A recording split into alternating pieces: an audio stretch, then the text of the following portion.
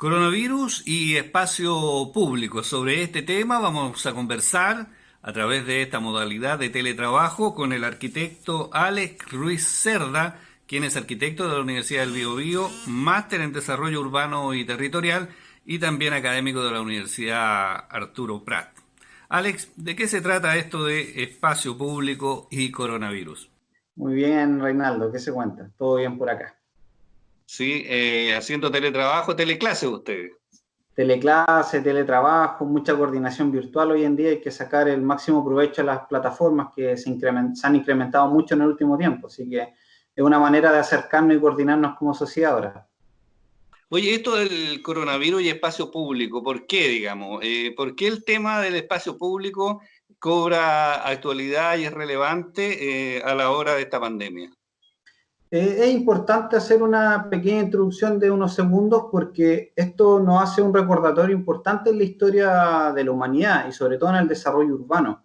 Hay que poner en contexto que históricamente las ciudades se han visto afectadas por pandemias, pestes o algunas crisis medioambientales.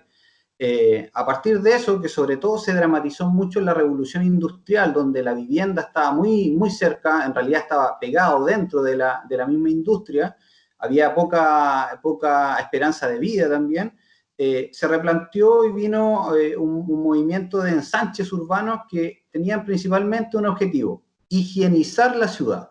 Y acá viene de alguna otra palabra: higienizar, sanear y ordenar los espacios públicos, que es lo que contextualiza hoy en día una oportunidad. En ese entonces, las ciudades tenían que buscar mejor asoleamiento, mejorar ventilaciones naturales, de qué importante esto. Habilitaron ya en ese entonces esa oportunidad de generar nuevas áreas verdes y finalmente definir otras movilidades más amigables. Precisamente el tema de nuestra ciudad. Tenemos una serie de complicaciones, tenemos un exceso de automóviles, digamos casas antiguas que conviven con edificios, ¿cierto?, de departamentos de 20 o de 30 pisos, uno al lado de otro, con calles que siguen siendo las mismas. Es una ciudad como que da para hacer estudios respecto a este tema. Totalmente, sí. A ver, si uno quisiera hacer una síntesis, pero muy ambiciosa, somos ciudades y tenemos ciudades en desequilibrio, en contraste total, verticalidad versus patrimonio, estrechez de calle, déficit, muchos déficits. Y en ese contexto, el espacio público es importante porque una de las cosas que hemos aplazado es lo básico, que es el ser humano, y estamos quedando sin espacios para circular. Por ejemplo, en el centro de Iquique es muy complejo circular. Calle Lynch llega, o de repente en el barrio El Morro, a 50 centímetros, donde es intransitable para un ancho de una persona.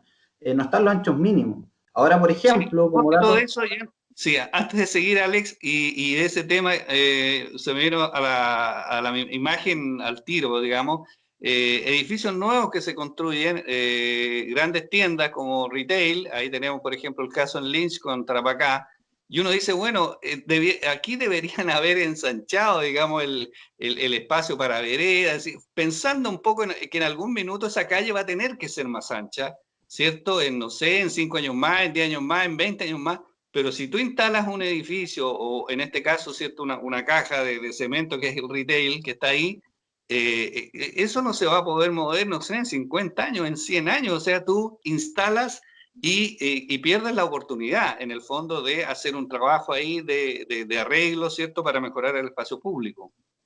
Efectivamente, o sea, la asesoría urbana, que es uno de los remates como mensaje que tenía, tienen que adelantar sus planificaciones y estar 2 pasos o 3 pasos adelante de todos estos eventos.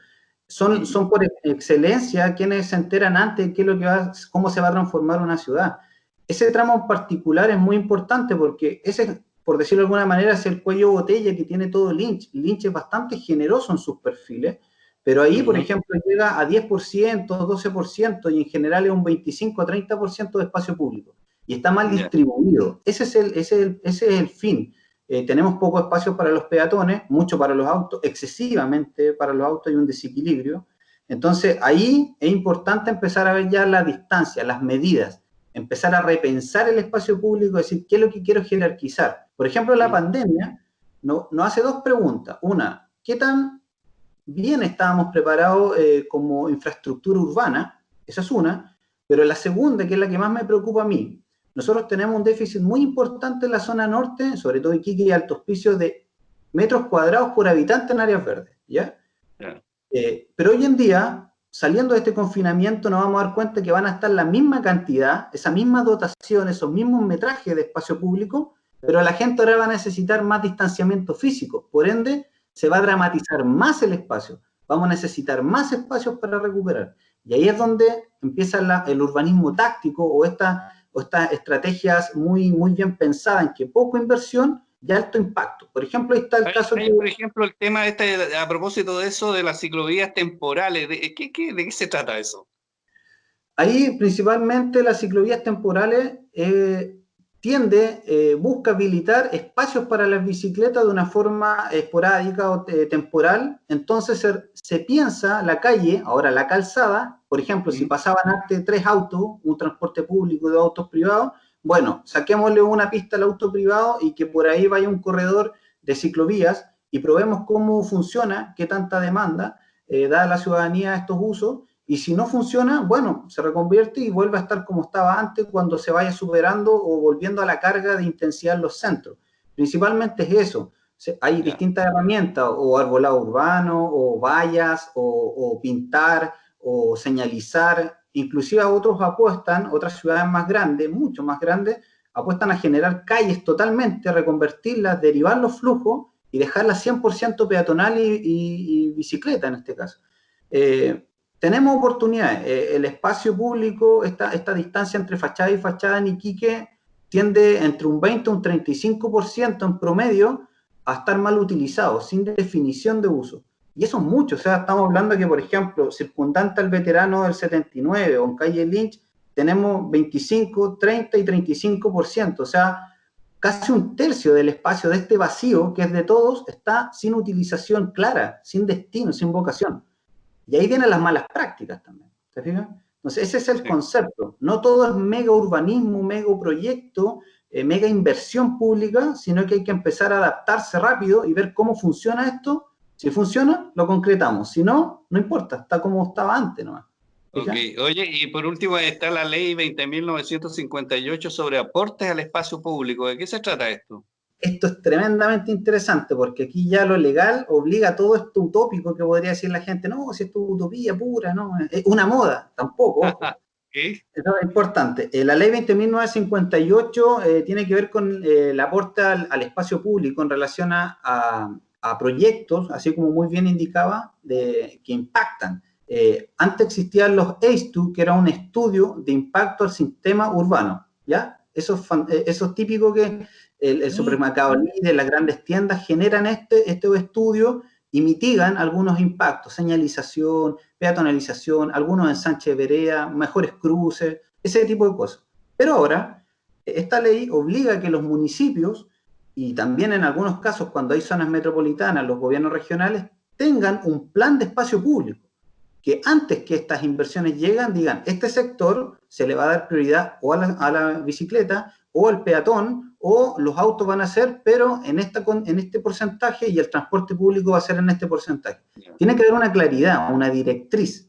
Y eso buscan los planes de espacios públicos. Entonces, hoy en día, los municipios, Iquique, Alto Hospicio, Pozo Almonte, todos en general que tengan esto, van a tener que formular planes de espacio público para que a la hora cuando llegue haya directrices claras y no siga perdiendo la ciudad. Un ejemplo claro es el supermercado sector sur de Iquique, que al final, claro, se hacen las mitigaciones, pero uno dice, bueno, pero esto tampoco es espacio público, es una circulación que le sirve al mismo supermercado o al retail. Pero no ganó la ciudad tampoco, ni ganó el peatón, no se urbanizó, no hay un árbol, no hay sombra. Entonces, esas cosas viene a evitar esta nueva ley, que en realidad se plasma en espacios públicos, planes de espacios públicos. Bueno, Alex, queremos agradecerte que nos haya acompañado en esta conversación. Siempre es interesante y sobre todo en estos tiempos, ¿cierto?, de confinamiento, de hablar sobre estos temas y de pensar un poco, ¿cierto?, lo que viene después de que pase la pandemia. Efectivamente, bueno, esperemos que el futuro sea mucho más esperanzador y siempre un agrado hablar de ciudad contigo. Muchas gracias, Alex. A ti. Coronavirus y espacio público, ¿cierto? Aquí en Iquique Televisión, con el arquitecto de la Universidad del Biobío, Alex Ruiz Cerda, quien es máster en desarrollo urbano y territorial y también académico de la Universidad Arturo Prat.